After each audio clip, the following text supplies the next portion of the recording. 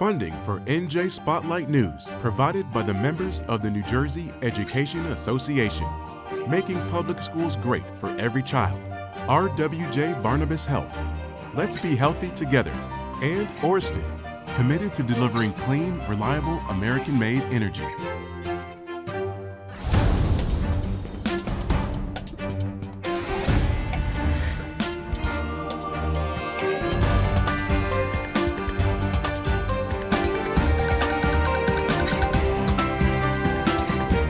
From NJPBS Studios, this is NJ Spotlight News with Brianna Vannozzi. Good evening and welcome to a special Labor Day edition of NJ Spotlight News. I'm Brianna Vannozzi. Well, today marks the unofficial end of summer, but for communities up and down the Jersey Shore, the peak of hurricane season is just arriving.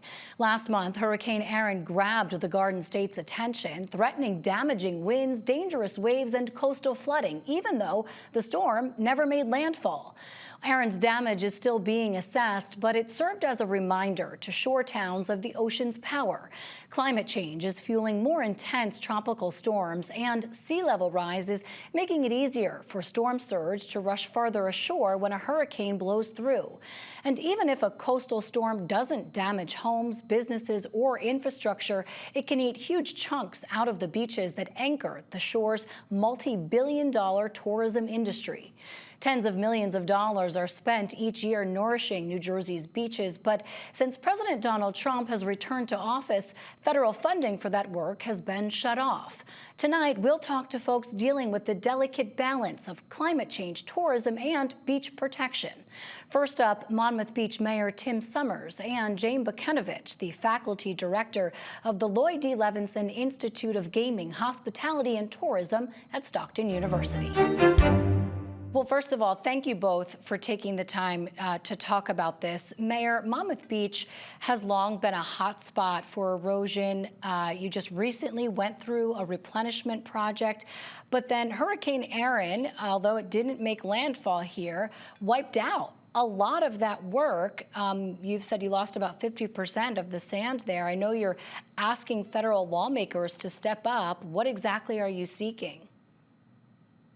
Well, you know, as we've discussed, and I'm sure most folks locally are aware, you know, the Jersey Shore is a dynamic place, and these beach replenishment projects sometimes can last, you know, years, and other times very, very short times. So, you know, Erin, although did not, you know, land on our shores, it made a dramatic change to our beach over a period of about 72 hours. We lost about 50% of the total height and width of our beach. And we didn't have an immense beach to begin with, so that has made a big change. In some places, the ocean actually came up to the seawall that is our last line of defense and started to erode at that as well. So that also makes a bigger impact and a quicker impact on the erosion, and that took away a lot of sand from behind a couple of the high rises that rest on our shore.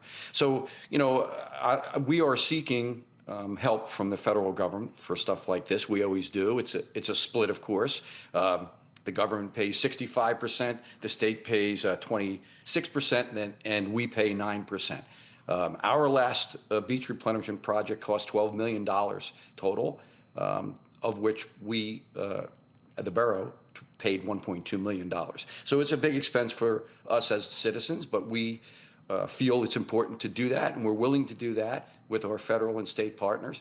So we are worried, like most folks here in New Jersey, that the funding has been stripped by, it appears to be at least 2/3 of the total funding that was, you know, earmarked this year. I think it was in the vicinity of $200 million. And it has now been stripped down to $60 million. So we're hopeful in the coming few weeks that this can be put back in response to what just happened with Erin. Yeah. And I think this has been an eye-opening experience, not only for us, but hopefully for the legislators that are looking from the outside in and can see now why we ask for this funding. You know, we only have to go back to Sandy to see what can happen if we don't have a beach. If that funding doesn't materialize, what will it mean for a town like yours, other shore towns, to not get the support that you need? Well, I mean, obviously, it would be impossible for the residents of Monmouth Beach to shoulder the load and deposit the sand necessary on our beach. This is why we work together with the federal and state partners to get this done. And this is not a new thing. This has been going on the Jersey Shore since, the early part of the 1900s, in a larger sense now in modern times. But, we're all aware that this is a problem. And the protection, and I say protection because that's what this is, although all of us enjoy the beach as a recreational function, it is indeed here for our protection, for the life and property of the people that live near the shore. We all enjoy it. We all benefit from it financially, of course, but at the end of the day, without this, it would cause or could cause massive destruction along the Jersey Shore, and particularly places like here in Monmouth Beach. Professor Bukenovich, it buys time, right? These replenishment projects, but it is expensive. But how important is it when you stack up all of the items that drive the engine of New Jersey's economy? How important is the shore when you put all of those pieces together? Well, tourism in New Jersey, of course, is very important. And the beaches are one of the most important reasons why people travel to New Jersey. In many studies that were done in various academic institutions, beaches come out as either number 1 or 2 of the reason why people choose a tourism destination. And in New Jersey, the economic impact of tourism is measured in billions, not millions. So it really is worth it to keep investing in the beaches and preserve this beautiful asset that we have that attracts visitors to the state.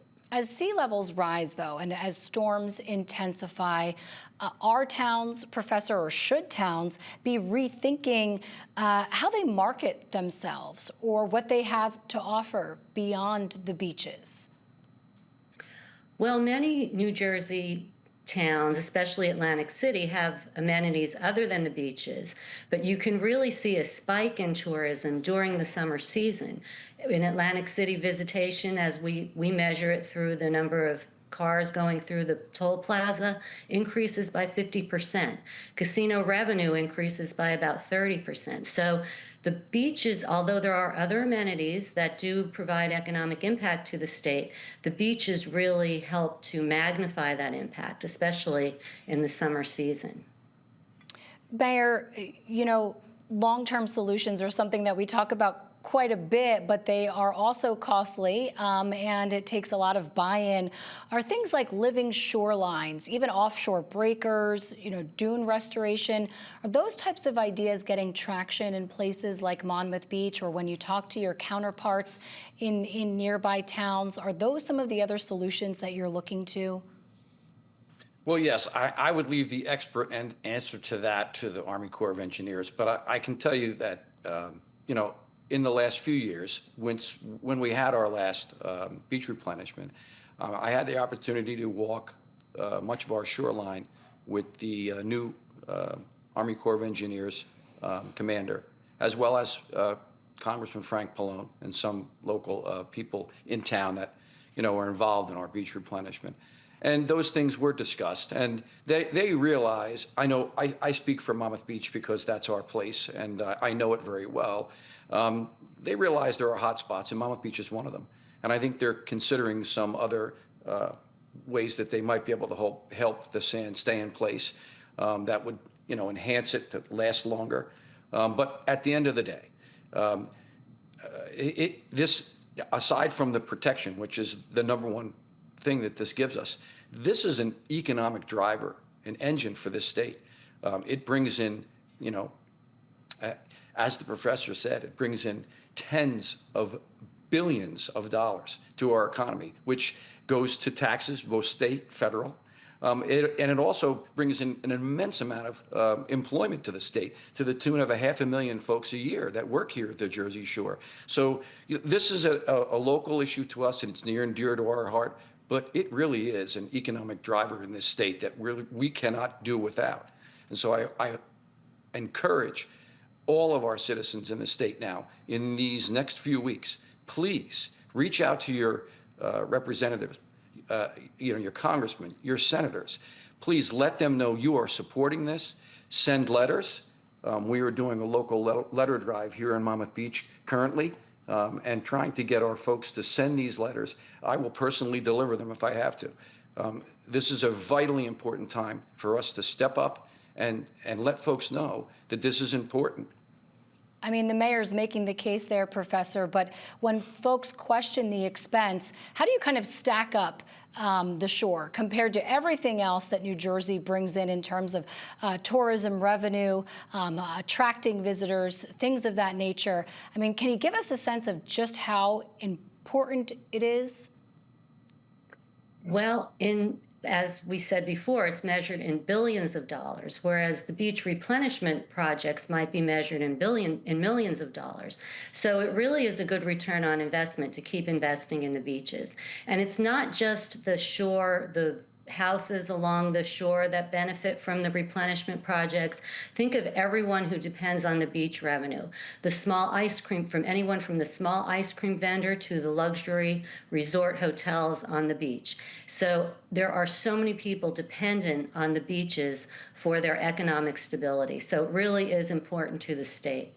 Mayor, let me ask you about things like the Climate Superfund Act, which folks have talked about as maybe not being the answer, but part of an answer for paying for some of these projects. Where do you stand on that? Listen, as an official for the Borough of Monmouth Beach and a lifelong resident, we are obligated to look at and investigate and support anything that would make sure that we're safe here at the shore and that the infrastructure here at the shore is protected.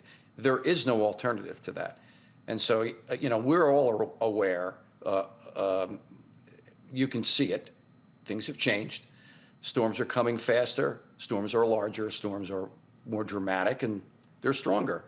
And, whether this is where we're going to be for the future and it's going to be more, there are going to be more storms, we all don't know that. But we can see what's happening now. And it's our obligation to make sure that we keep folks safe and investigate any means that we can make our seashore more robust, more resilient, to prepare us for what's coming. Bottom line, Professor, do you think the future of shore tourism relies on adaptation, resilience, not just recovery mode?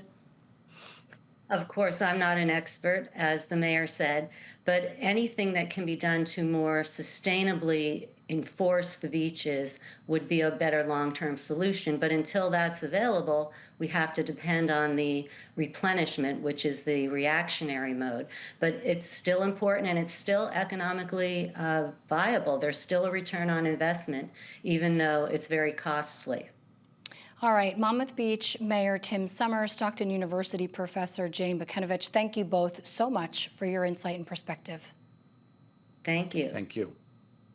For decades, keeping the sand on the beach and protecting Jersey Shore tourism dollars has been top priority for state leaders. That work has ramped up even more in the years since Superstorm Sandy, as response to that disaster included fortifying dunes and beaches along Jersey's entire Atlantic coast.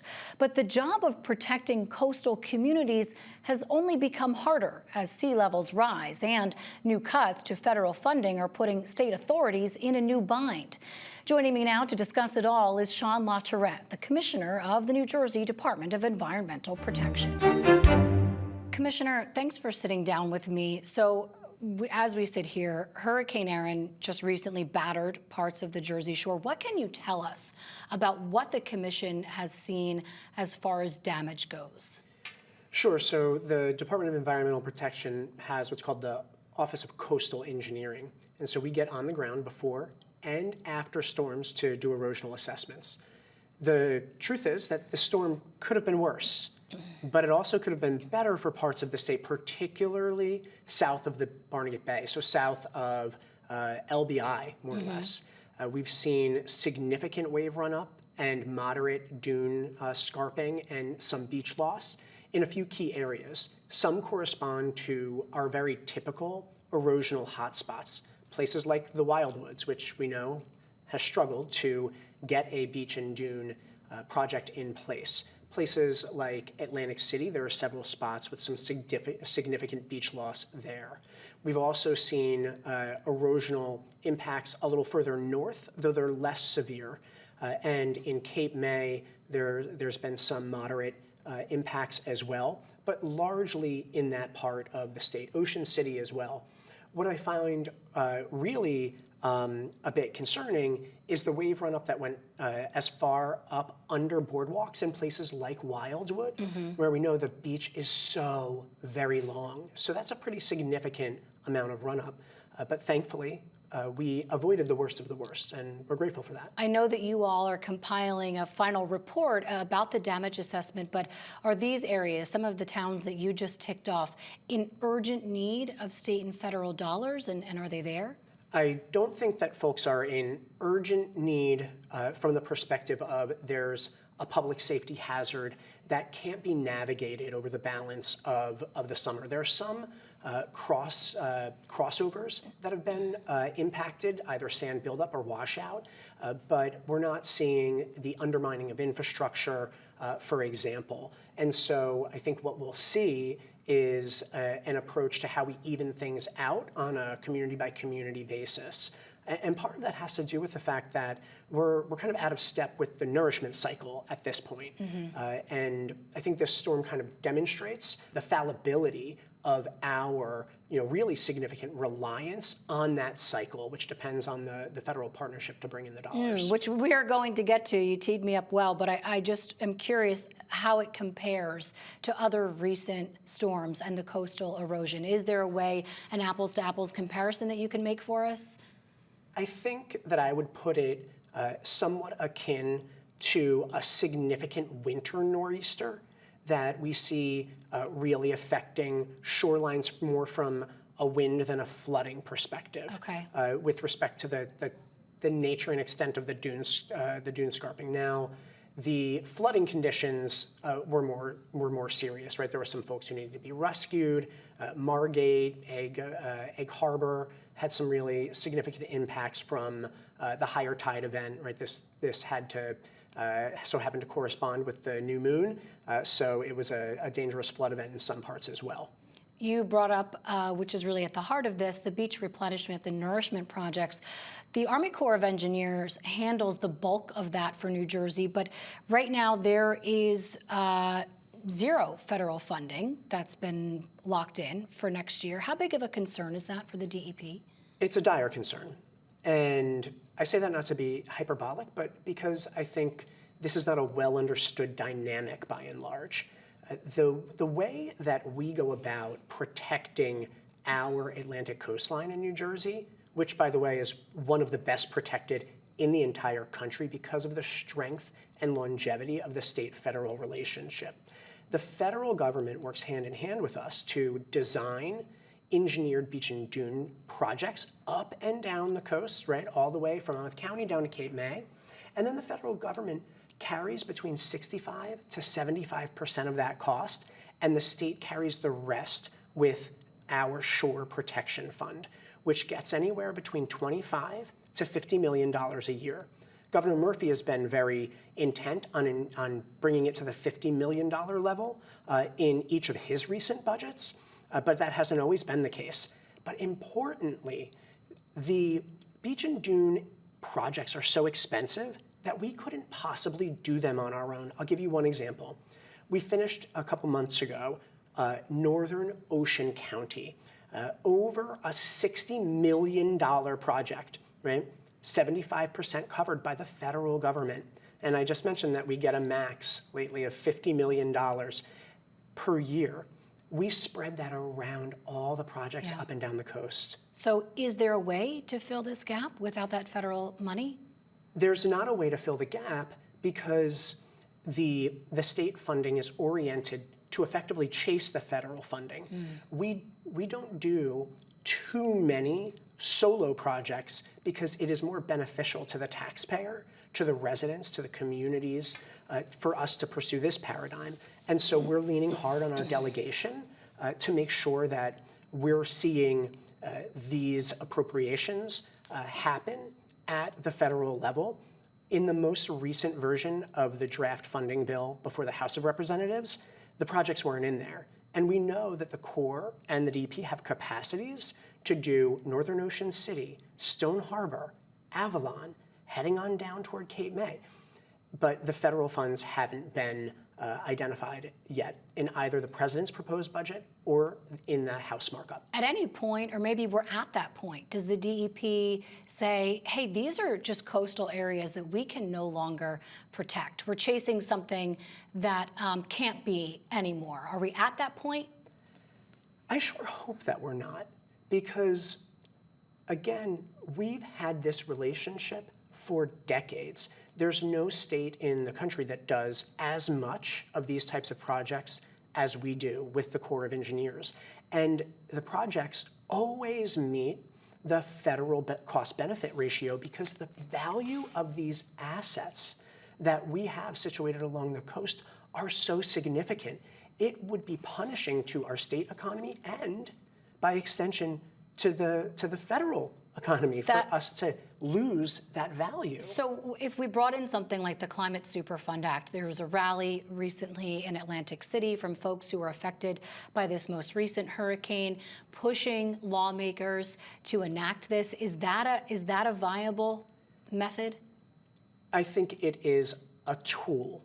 I don't think something like that is alone enough to help answer for the state's overall climate resilience needs. It's just one mechanism, right? So I think one of the things to recognize about the Climate Superfund is that part of the argument is based upon the amount of federally declared disaster relief that New Jersey has received. We've had 13 federally declared disasters in the last 11 years that cost upwards of $7 or $8 billion of funding coming from the federal government.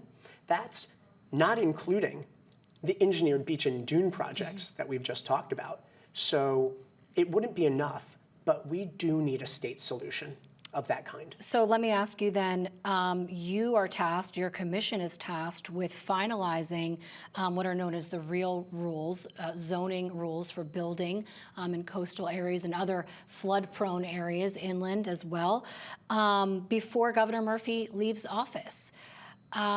Where do we stand with that? And are they manageable, equitable, this revised version that we're at this point? I believe that they're manageable, they're equitable, but most importantly, they're necessary. Right? We're sitting here today talking about the recovery from a hurricane that was over 200 miles off our coast, not one that hit us.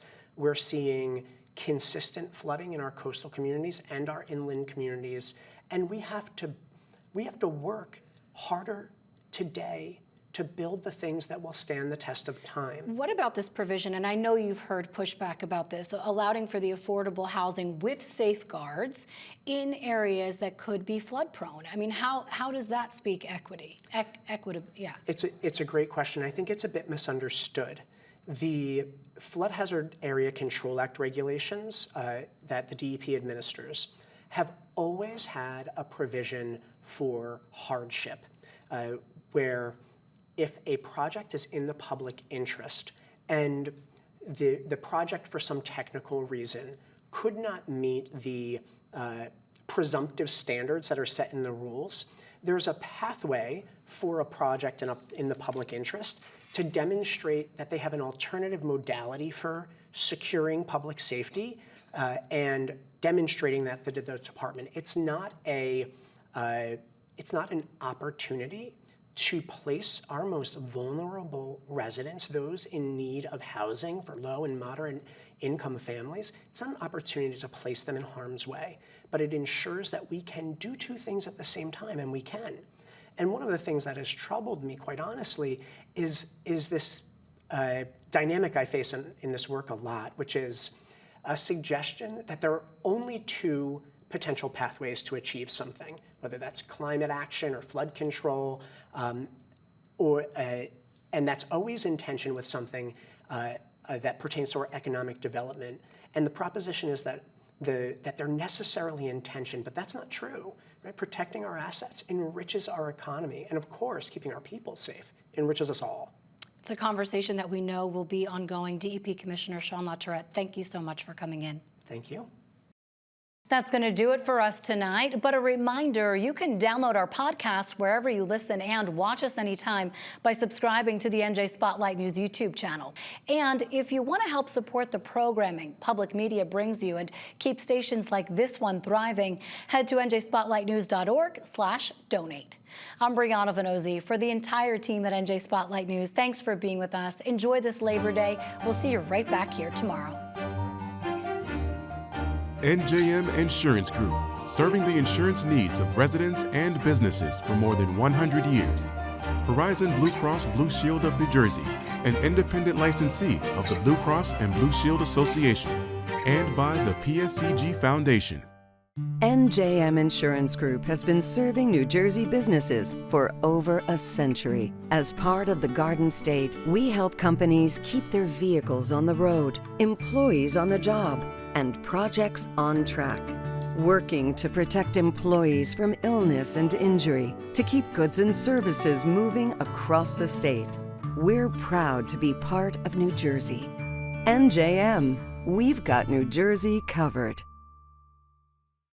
Whatever your cancer journey, there's one place in New Jersey where our discoveries become your care. You'll have access to advanced treatments, including clinical trials, thanks to our renowned scientists and multidisciplinary teams at New Jersey's only NCI-designated comprehensive cancer center, the one world-class cancer program that's close to home.